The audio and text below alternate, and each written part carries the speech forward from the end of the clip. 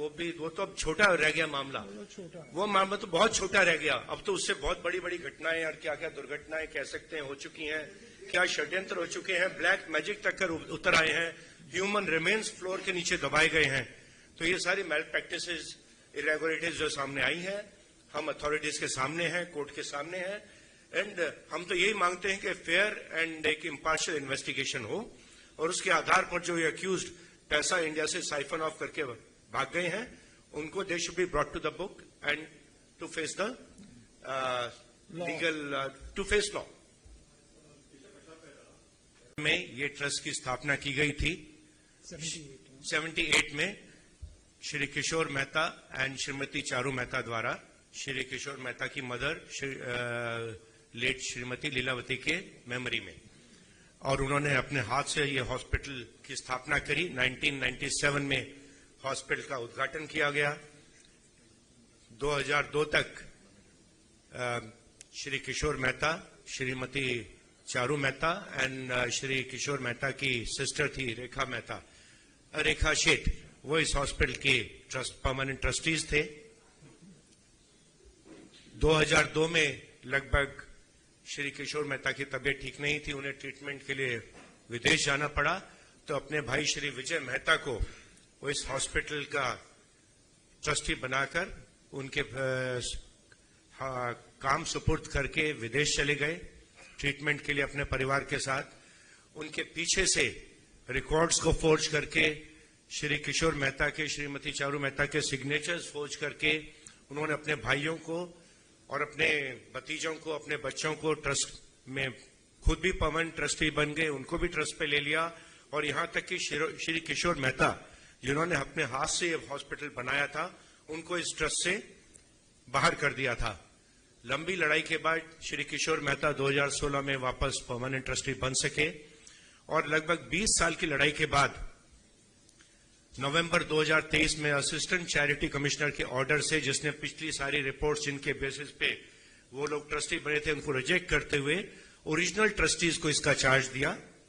और जो present trust है जिसमें श्री किशोर मेहता 20 साल की लड़ाई, 22 साल की लड़ाई में उनकी तबियत भी खराब हुई, बहुत सफर भी किया, लेकिन फाइनली वो मोमेंट देख सके जब नवंबर 2023 में उनके बाद वापस चार्ज आया।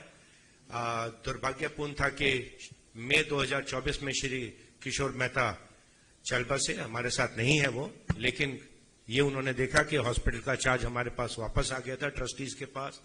तो अभी श्रीमती चारू मेहता और उनके 3 सुपुत्र एंड बाकी ट्रस्टीज इस हॉस्पिटल को चला रहे हैं, जो कि इस हॉस्पिटल के ओरिजिनल ट्रस्टीज थे।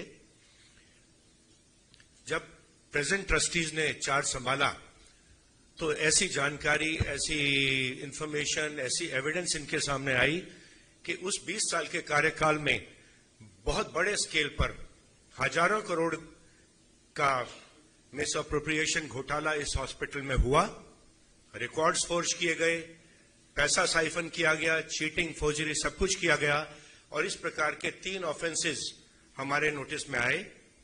पहला ऑफेंसेस एक 12-12.5 करोड़ का था, जहां किसी बिल्डर के नाम से कुछ पैसा साइफन ऑफ करके हॉस्पिटल से बाहर ले जाया गया। वो offence already Bandra police station में दाखिल हुआ, 2024 में अंडर इन्वेस्टिगेशन है। दूसरा बड़ा जो इलीगैलिटी, इरेगुलरिटी हमारे सामने आई, वो एक 44 करोड़ का मामला था, जहां के लीगल फीस बताकर पैसा साइफन ऑफ किया गया हॉस्पिटल से।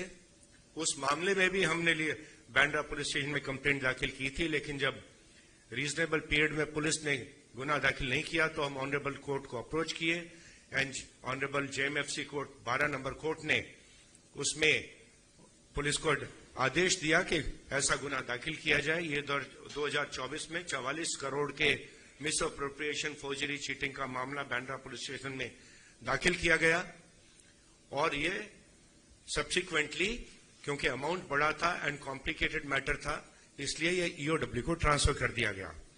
लेकिन जो सबसे बड़ा शॉकर था हमारे सामने आया, वो था एक 1250 करोड़ का स्कैम, जहां पे के हॉस्पिटल की जो प्रोक्योरमेंट, सप्लाईज का जो प्रोसीजर था, उसके लिए एक अलग डिपार्टमेंट था।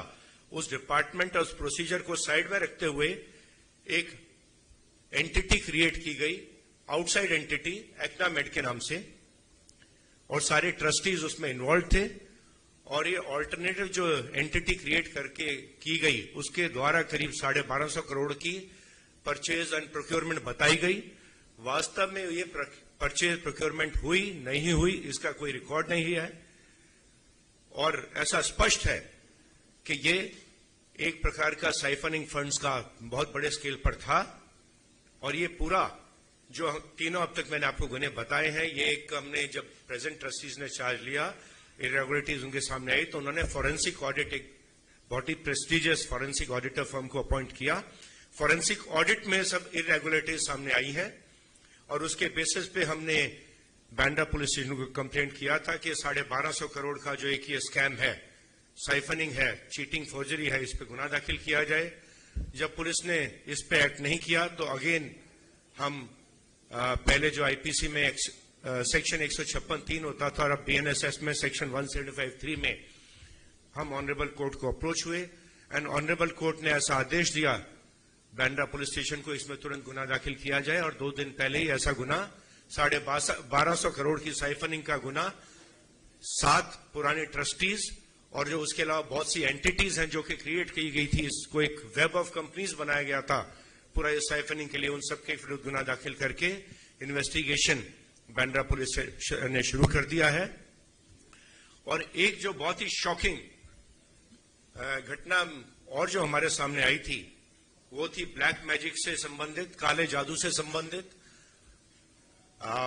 जब चार्ज प्रेजेंट ट्रस्टीज ने लिया, तो कुछ एम्प्लॉइज थे, उन्होंने आके बताया कि जिस रूम में आप बैठते हैं, प्रशांत भाई बैठते हैं या मिसेस चारू मेहता बैठती हैं, इस रूम में कुछ ब्लैक मैजिक करके आर्टिकल्स कुछ फ्लोर के नीचे दबाए गए हैं।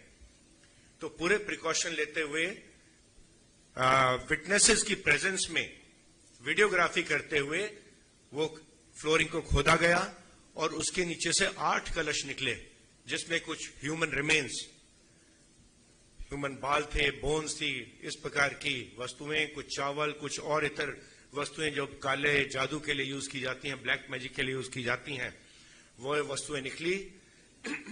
8 इस प्रकार के कलश नीचे से निकले। पूरा ये वीडियोग्राफी की गई, सील किए गए वो आर्टिकल्स। उसके बाद हमने बांद्रा पुलिस स्टेशन को अप्रोच किया कि ये जो महाराष्ट्र का एक एक्ट है, black magic and evil practices and inhuman practices का एक्ट, उसके तहत इसमें गुना दाखिल किया जाए। जब गुना दाखिल नहीं हुआ, तो हम वापस ऑनरेबल मजिस्ट्रेट की कोर्ट में गए कि इसके पुलिस को आदेश दिया जाए, लेकिन ऑनरेबल कोर्ट